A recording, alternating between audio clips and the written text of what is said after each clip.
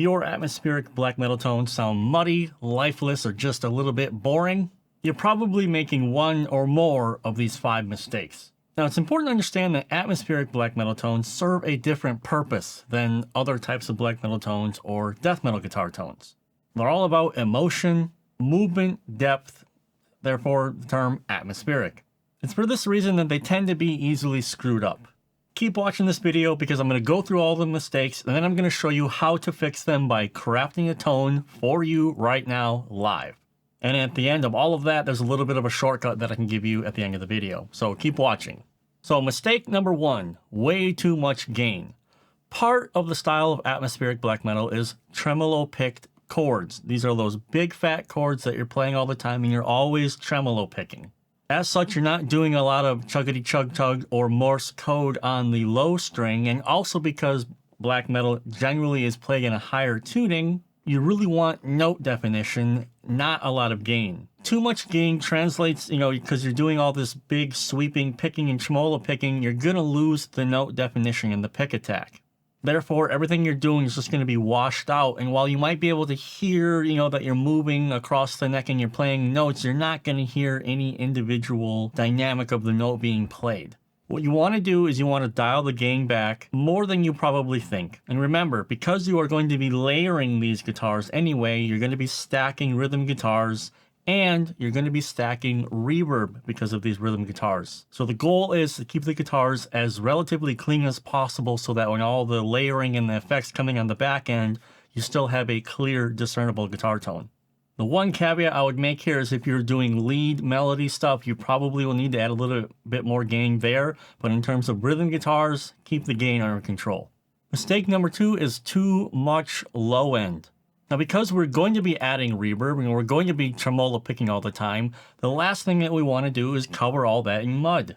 Remember, the atmosphere and the thickness is going to come from the layering of the guitars and then the associated reverb and delay that you're going to add to those guitars. A bass-heavy guitar tone will just become a problem. It'll become a cacophonous symphony of just mud and dirt, which then you would have to go back and EQ out anyway. Well, why do that when you can just relax on the low end of the guitar tone in the first place? The fix here is really simple. You just dial the low end back just to the point where the guitar sounds really thin and the body is kind of taken out, and then add a smidge of it back. That way, the weight of the mix, when you layer the guitars and you have the reverb and delay on it, you're still going to be able to allow the mix to breathe and sound thick with the kick drum and the bass guitar in the full-on mix. Mistake number 3 is scooping the mids too much. Contrary to what you might think about black metal, mids are very important. Mid-range is pretty much the audible voice of a guitar tone, and when you scoop it, yes, it might sound better to us, and in a death metal context where there will be no reverb delay added to your rhythm guitar tone, it can work out. Now, if you dump this out of your guitar tone in an atmospheric black metal sense, what you're basically doing is you're hollowing out the guitar tone. All the body and the articulation of the guitar tone of the mid-range is going to be gone. Now, that's true of a lot of metal genres, but even more specifically true here, because what are we doing? We're going to add reverb to this guitar tone, and what is there to create reverb for but a hollowed out guitar tone?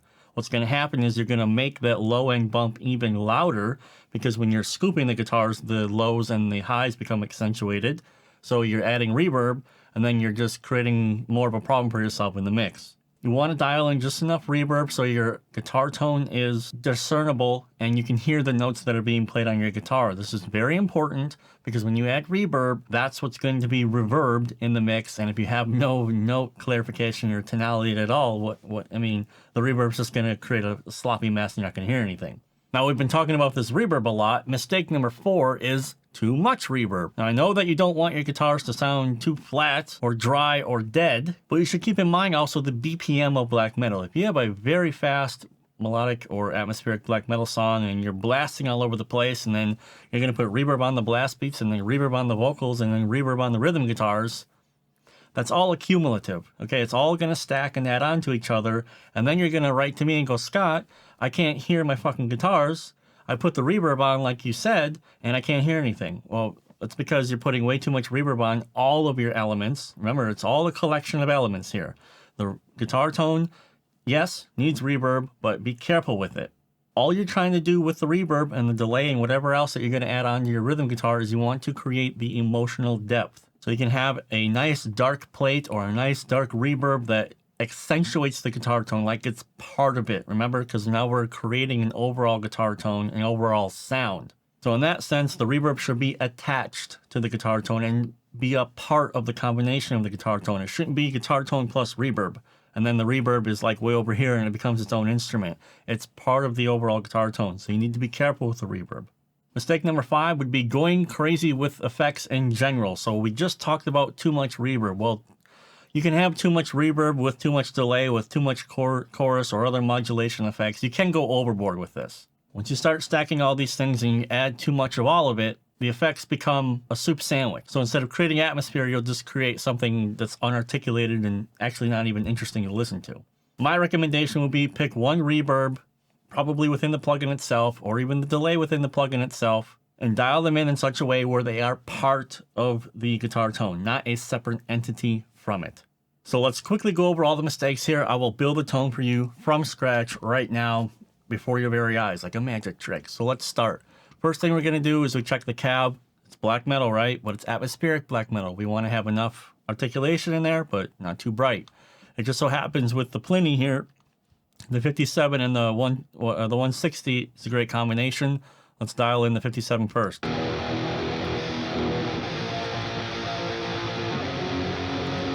Cool, sounds good there. Let's add the 160 for body.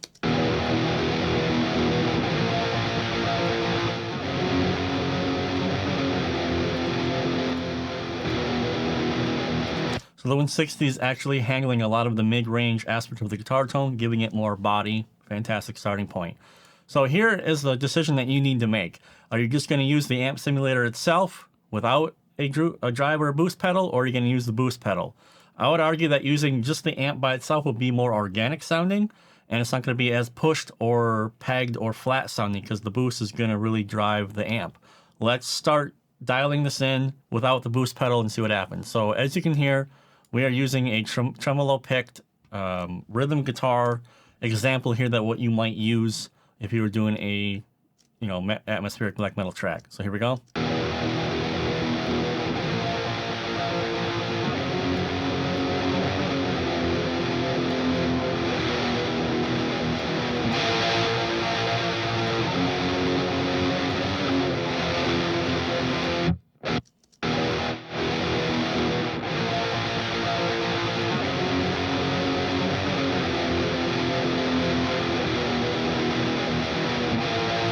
So you can see here I dialed the gain back quite a bit. If you take the gain too far down, obviously it completely chokes the amp and you don't have anything going on. But I have just enough gain where, because I'm tremolo picking these chords, it still sounds full-bodied and interesting. And in my experience with working with a lot of black metal, and atmospheric black metal in particular, all of these chords are always chugging away.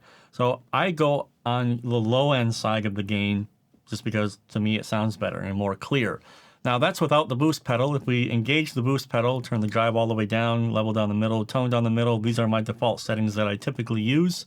Let's hear the difference.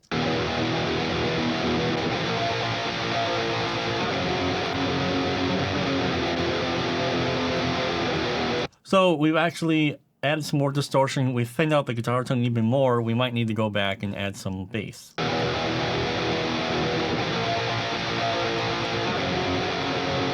And pull the gain back down just a little bit. So that's what I'm showing you about. If you want a more organic sound with the amp, don't use a boost pedal. If you use the boost pedal, it's going to flatten things out a bit more. More gain obviously is going to be more saturation added in there. That's a tone choice. That's up to you. So now that we have the tone stack here, I just want to mention here, I added just enough presence and treble to offset, the mids, just so that there's enough of high-end energy in there, but it's not piercing to the ears. That's all I did there. Now let's go to the meat and potatoes of this. So we have a tone that sounds like this.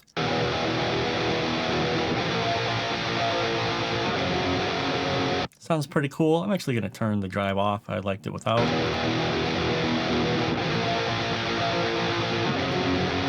Nice.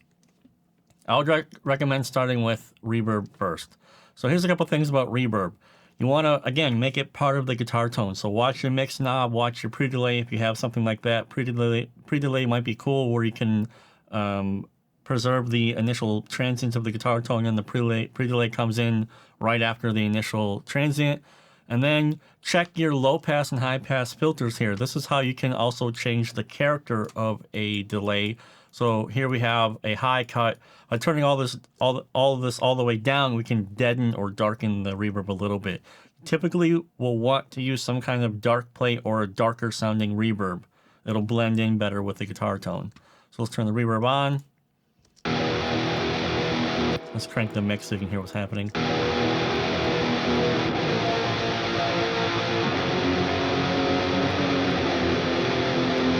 Sounds pretty good there. And you can see how long of a tail that we have on that reverb.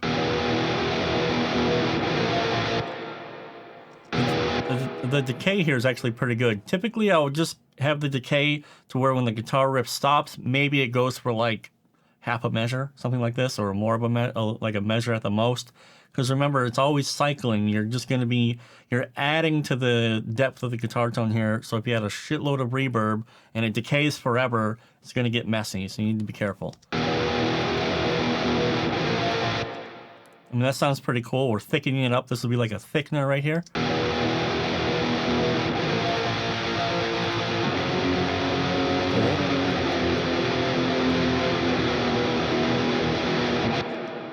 I think it sounds pretty good like that. Space is cool like this, and now we want to dial in the mix to where it makes sense. We don't, because this, watch what happens. If you're like want a lot of reverb on your guitar tone, this is what's going to happen. You just put your guitar tone in the other room. So you need to find what works for the song that you've created and how it works well in your mix. Just creating the tone like this.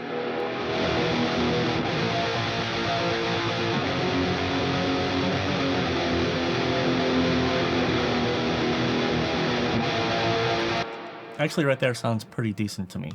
All right, and then you do a low cut, obviously, to get rid of any muddiness. So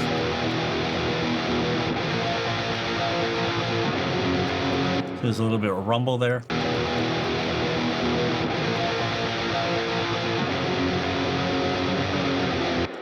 Sounds pretty good.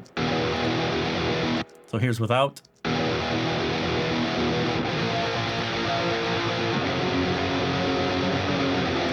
See, it's a very subtle thickening agent, per se, for the guitar tone.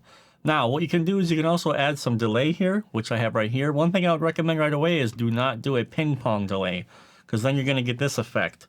It's going to go from one side to the other like this. Use a stereo delay, which is just going to be stereo, okay? That's one thing that I would recommend.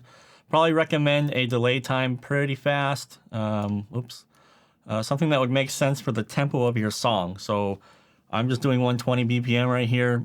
You know, quarter note tap sounds pretty cool. So let's turn this on. I'll turn the reverb off so you can really hear it. There you go. One thing for the mix here, you might want to turn the delay off pretty quick so that we're not delaying for like more than a measure or like half of a measure.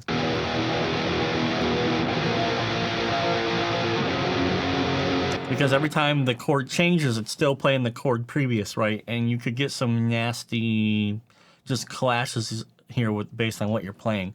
You can achieve this by adjusting the feedback knob.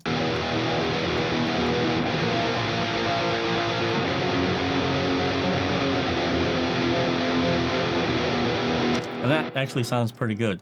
So now with the delay and the reverb engaged, we get a tone that sounds like this.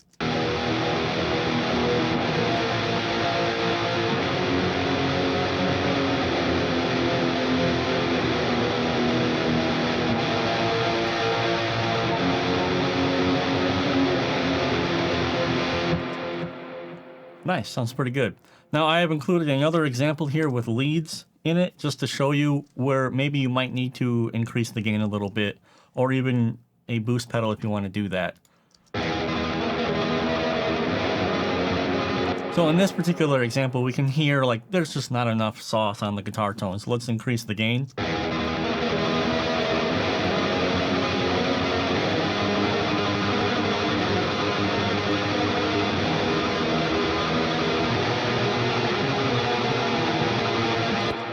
It's the same exact guitar tone, we just increased the gain a little bit. Now if we wanted to turn on the drive pedal, it might sound maybe a bit more honky.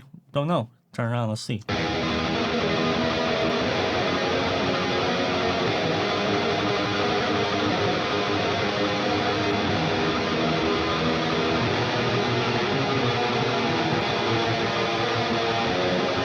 So not really honky, but it did clean up the low end a little bit more, which is to be expected. It's a dry pedal.